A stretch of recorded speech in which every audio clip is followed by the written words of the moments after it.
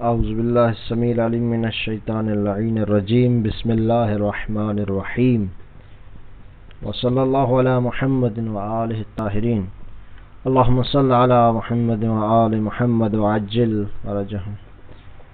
وزعم الزجاجی ان من العرب من یبنی امس الفتح وانشد علیہ قوله مز امسا وهو وهم والصواب ما قدمناه من أنه معرب غير منصرف. وزعم بعضهم أن أمسى في البيت فعل ماض وفاعله مستتر وتقدير مز أمسى المساء. ہماری بحث مبنی میں تھی اور مبنی علی القصر میں بات یہاں تک پہنچی تھی کہ مبنی علی القصر کے دو قسم ہیں. ایک وہ قسم کے جس میں کسی کا اختلاف نہیں، دوسرا جس میں اختلاف پایا جاتا ہے. تو ان میں سے ہم نے ذکر کیا حزام ہے، قطام ہے، اور اس کے بعد امس پر ہماری بحث جا کے کل ختم ہوئی. تو آج یہ فرماتے ہیں کہ زجاجی ایک بڑے نحوی ہیں، وہ فرماتے ہیں کہ میں نے عربوں سے سنا ہے کہ یہ جو امس ہے مبنی علی الفتح ہے. تو یہ مبنی علی الفتح کہتا ہے اس امس کو، اور اس پر شاید مثال مز امسا پیش کیا ہے کہ دیکھیں یہ مز چاہتا ہے کہ میرے بعد آنے والے اسم کو جر ہو، لیکن دیکھیں یہ امسا جو ہے یہ امسا اسم ہے، اس پر مز جارہ داخل ہوا ہے، اس کے باوجود یہ حالت جری میں بھی یہ فتح ہے، اس پر امسا سین پر فتح. تو یہ انہوں نے ایک مثال پیش کی. تو مصنف اس کو رد کرتے ہوئے کہتے ہیں کہ واہ ہوا وہم، یہ زجاجی صاحب کا وہم ہے، ایسی کوئی بات نہیں ہے کہ یہ امس مبنی علی الفتح ہو. پھر فرمایا کہ وہ ثواب ہو، اور حقیقت یہ ہے، یہ کہتے ہیں کہ وہ ثواب کو جو لفظ آتا ہے اس کا مطلب ہوتا ہے کہ حق اور حقیقت یہ ہے، یعنی اصل نظریہ اور اصل چیز یہی ہے جو ہم نے بیان کر دی کہ وہ ثواب ہو، اور حق کیا ہے ما قدمنا ہو، جس کو ہم نے بیان کر دیا، یعنی جس کو ہمیں گزارا ہم نے بیان کر دیا. کیا ہم نے چیز بیان کی، کیا کس چیز کو ذکر کیا؟ من انہو معرب، کہ یہ جو امس ہے معرب ہے، غیر منصرف، لیکن اس پر اعراب غیر منصرف آئے گا.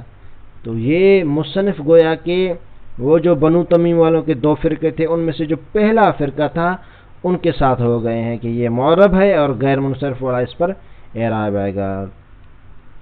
اس کے بعد کہتے ہیں کہ وزعم بعضهم ان امسا فی البیت فعل ماض، اور کچھ لوگوں نے یہ گمان کیا ہے کہ یہ امسا جو ہے ہم بیت میں اور شعر میں واقع ہوا ہے، یہ فعل ماضی ہے، اصلا اسم ہے ہی نہیں کہ آپ اس کے پیچھے جائیں کہ مبنی ہے یا معرب ہے، اس پر جر آئے گی کیا فتح، یعنی مبنی علی القصر ہوگا یا مبنی علی الفتح، یا جو ہے اس طرح کی دوسری بحثوں کو چھوڑیں. وہ کہتے ہیں کہ اصلا یہ امسا جو شعر میں جو بیت میں وارد ہوا یہ امس یہ فعل ماضی ہے. جب فعل ماضی ہے تو اس کا فاعل کیا ہے؟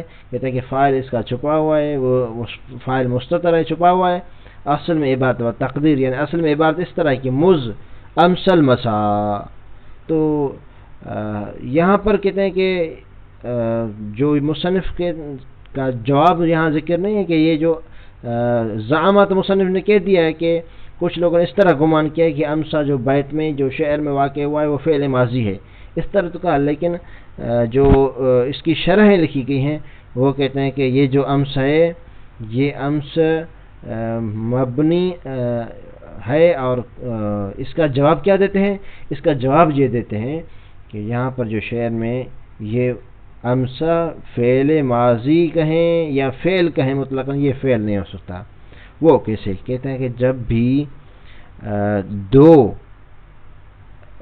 بلکہ تین حرف آئے اور اس کے بعد جب الف آتا ہے تو وہ الف مقصورہ نہیں آتا، وہ الف ممدود آتا ہے. یعنی جب بھی فعل،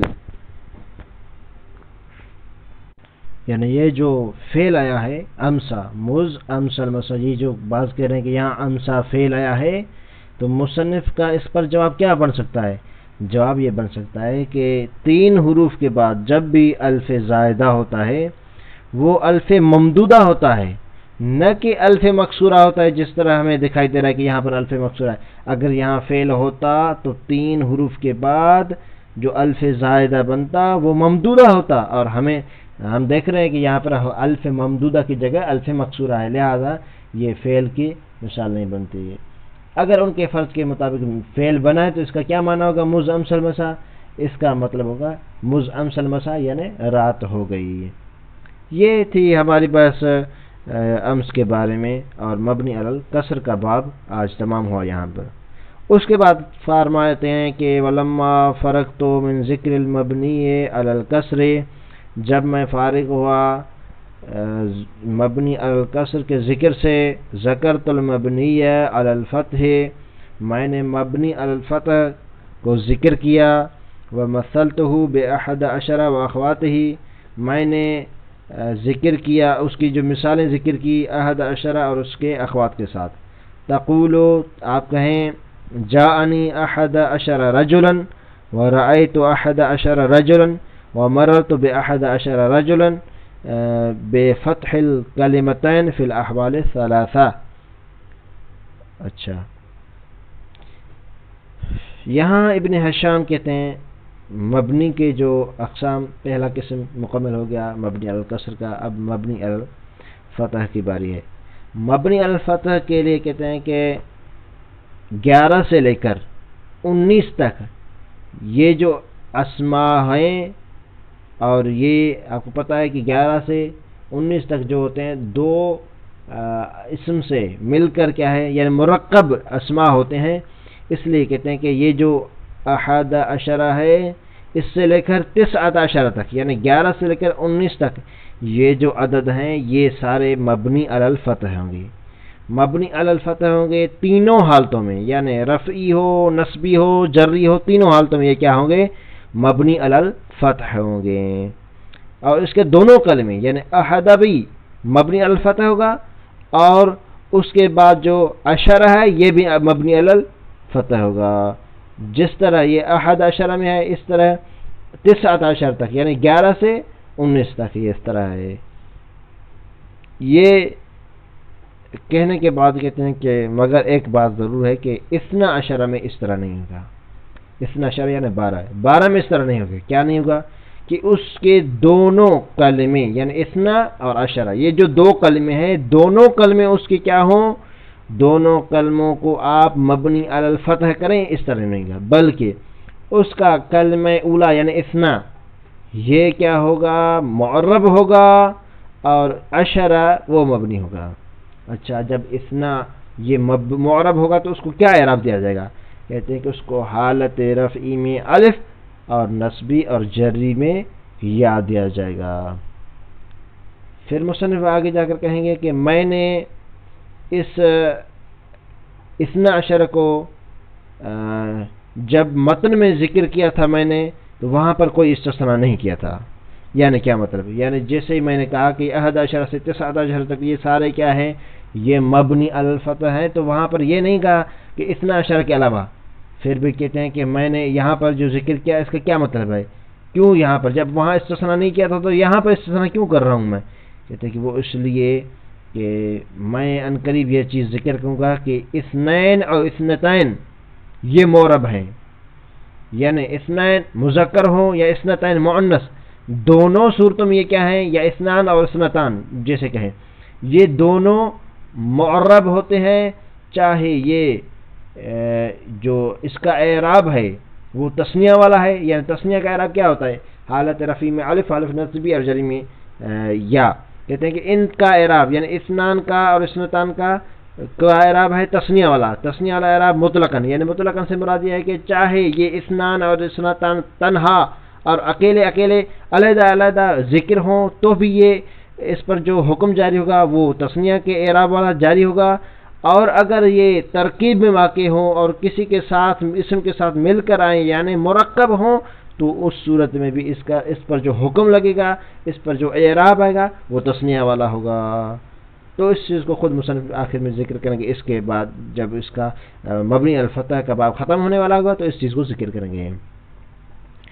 وَلَمَّا فَرَغْتُ مِنْ ذِكْرِ الْمَبْنِي عَلَى الْكَسْرِ، جب میں فارغ ہوا مبنی الکسر کے ذکر سے، ذکرت المبنی علی الفتح، میں نے ذکر کیا مبنی علی الفتح کو، ومثلتہ باحد عشرہ واخواتہ، میں نے مثال دی اس کی یعنی کس کی؟ مبنی الفتح کی. مثال تو ہوں، میں نے اس مبنی الفتح کی مثال دی بے احد عشرہ، احد عشرہ و اخواتی اور اس کے اخوات، یعنی 19 تک، 11 سے 19 تک.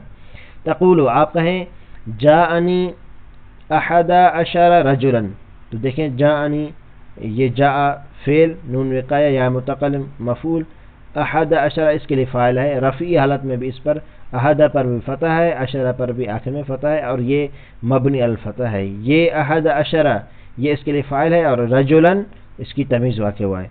احد عشرہ یہ رفعی حالت میں بھی اس پر فتح ہے. رأیت احد عشرہ رجلا، تو رأیت یہ فعل و فاعل، اور احد عشر اس کے لیے مفعول واقع ہوا، یہ مبنی علی الفتح ہے. مررت بے احد عشر رجلا، یہاں پر بھی بے احد عشر، احد عشر جری حالت میں بھی، یعنی کیونکہ با کی وجہ سے اگر یہ مبنی نہ ہوتا تو بے احد ہوتا، اور اس طرح اس پر اعراب آ جاتا.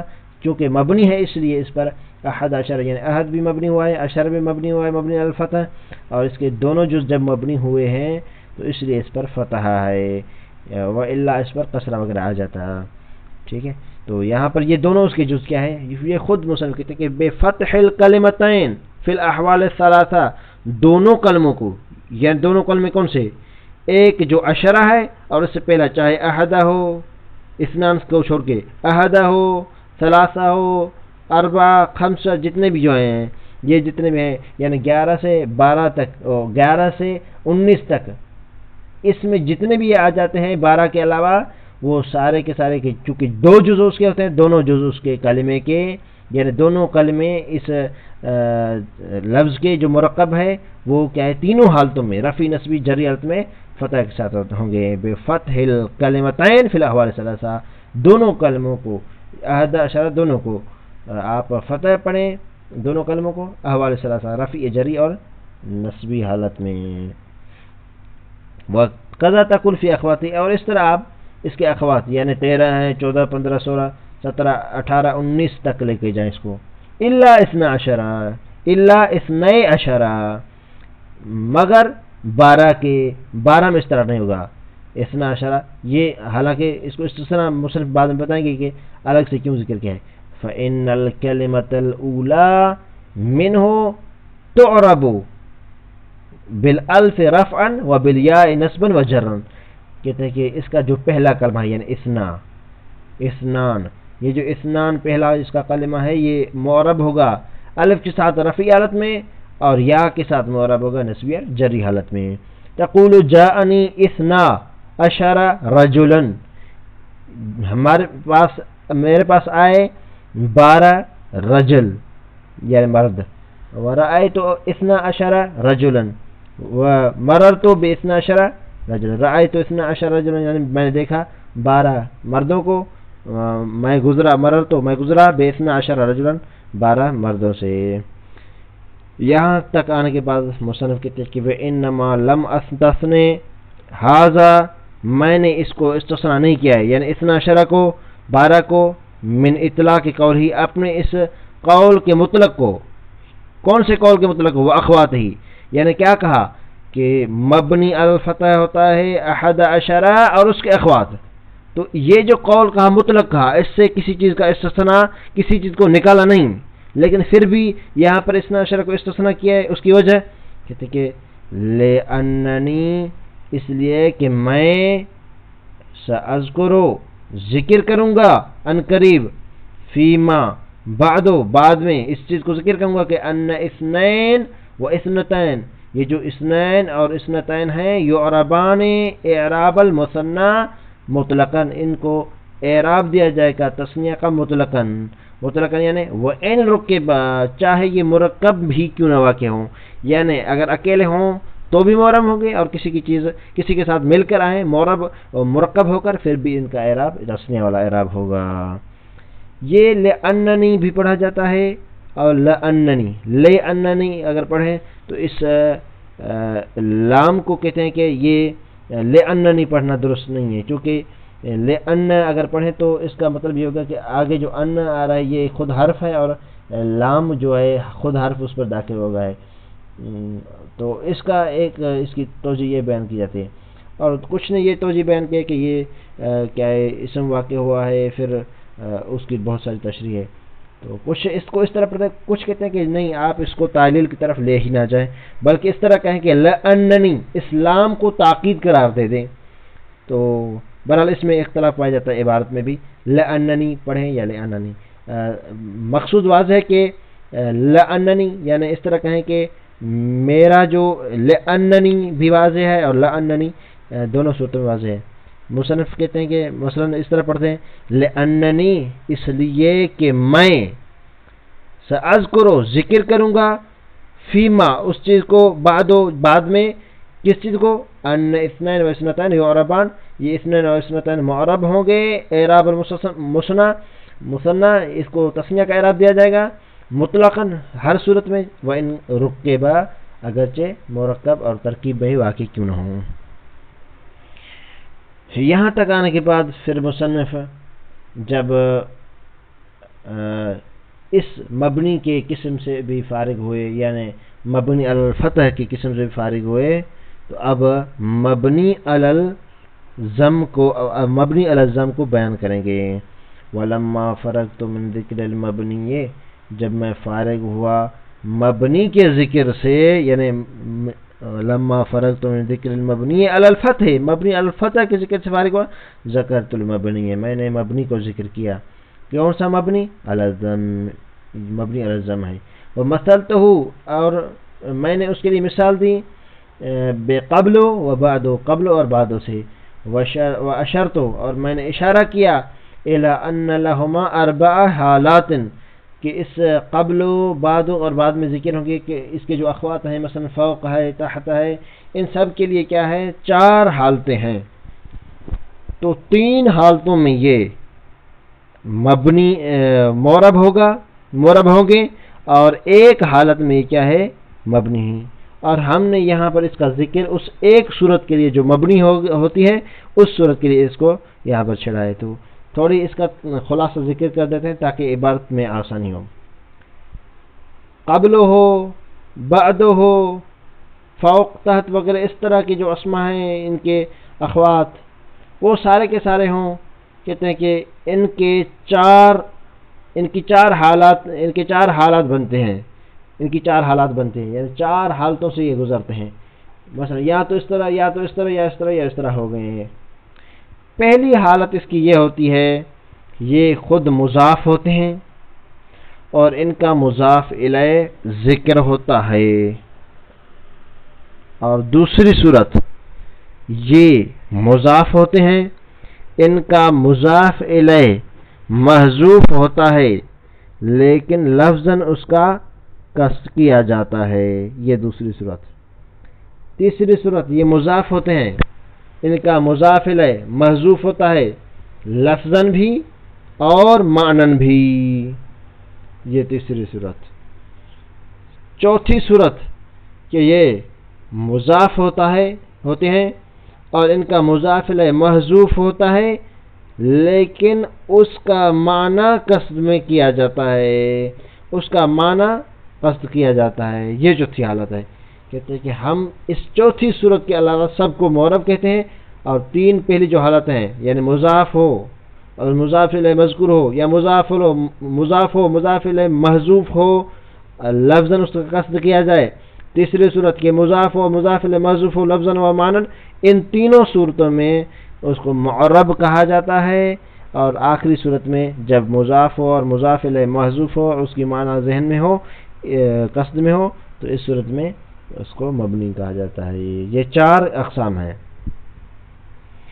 اچھا، اب ہم پہلے اس قسم کو بیان کریں گے کہ جب یہ دونوں قبل اور بعد مضاف ہوں لفظاً، اور اس کا جو مضاف الیہ ہے وہ موجود ہو، تو اس صورت میں کہتے ہیں کہ یہ معرب ہوگا، اور اس معرب ہوگا تو اس کو اعراب کون سا ملے گا؟ کہتے ہیں کہ اس کو اعراب 2 دیے جاتے ہیں، یا تو نصب ملے گا اس کو ظرفیت کی بنا پر، یا جو ہے اس کو جر ملے گا من کے ساتھ۔ وہ کیوں؟ یہاں پر رفع کا ذکر کیوں نہیں ہوا؟ کہتے ہیں کہ اس لیے کہ یہ کبھی مرفوع کسی چیز کے ایسے یعنی معمول واقع نہیں ہوتے کہ جو مرفوع ہوتے ہیں۔ مثلا جاءنی قبلو، میرے پاس قبلو آیا، قبلو یعنی پہلے، کیا پہلے آیا، تو یہ اس کا کوئی ترجمہ ہی نہیں بنتا، اس لیے قبلو اور بعدو یہ کیا ہے، اس پر رفع والے جو معمول نہیں بنتے، یعنی اس طرح اس پر کوئی ایسا عامل داخل نہیں ہوتا کہ جو یہ چاہے کہ یہ مرفوع حالت میں ہوں، اس لیے اس کو ذکر ہی نہیں کرتا، یا تو یہ ظرفیت کی بنا پر منصوب ہوتے ہیں یا من کے ساتھ مجرور ہوتے ہیں، جر ہوتے ہیں پر۔ احداہا، یہ جو 4 صورتیں ان میں سے پہلی صورت ان یکونا، یہ دونوں، کون دونوں؟ قبل اور بعد، مضافین، مضاف ہوتے ہیں، یعنی مضاف ہوتے ہیں لفظاً مضاف ہوتے ہیں، فیعربان نصباً علی ظرفیت، ان دونوں کو معرب کیا جاتا ہے، اعراب دیا جاتا ہے نصب کا ظرفیت کی بنا پر، او خفضاً، یا جر دی جاتی ہے بے من کے ساتھ، تقول جئتک، میں آپ کے پاس آیا، قبل زید سے پہلے، و بعدہ، اور زید کے بعد۔ یہاں پر دیکھیں قبل اور بعد یہ کیا ہے، دونوں ظرف واقع ہوئے، تو اس ظرفیت کی بنا پر قبل اور بعد یہ نسبی حالت میں ہے۔ اچھا، اس کے بعد فتنصبہما علی الظرفیت، ان دونوں کو یعنی قبل اور بعد کو جو نصب دیا جاتا ہے وہ ظرفیت کی بنا پر دیا جاتا ہے۔ ومن قبل ہی ومن بعد ہی، یہاں پر من آ کر قبل اور بعد کو کیا کر دیا ہے، مجرور کر دیا ہے، جر دے دیا ہے۔ فتخفضہما بمن، ان دونوں کو جر دیا گیا ہے، کس سے؟ من سے۔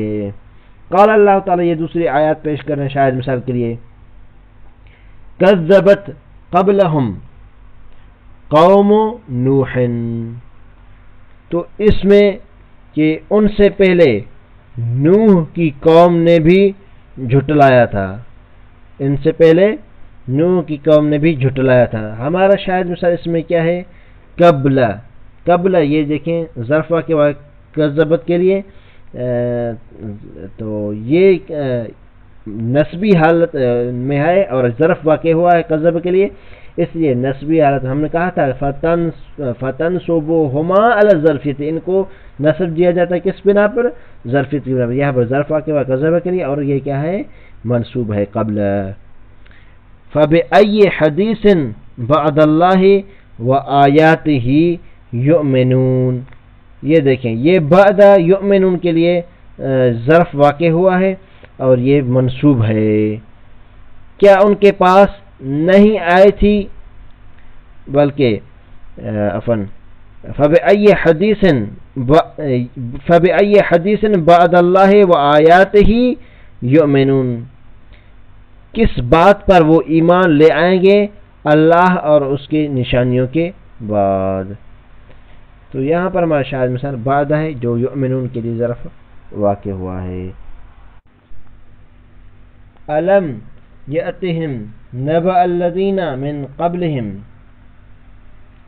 یہ اس آیت میں ہمارا جو شاید مثال ہے من قبلہم ہے، من قبلہم میں من نے آ کر اس قبل کو جر دے دیا ہے، جیسا کہ ہم نے ذکر کیا تھا کہ من اس کو جر دے گی۔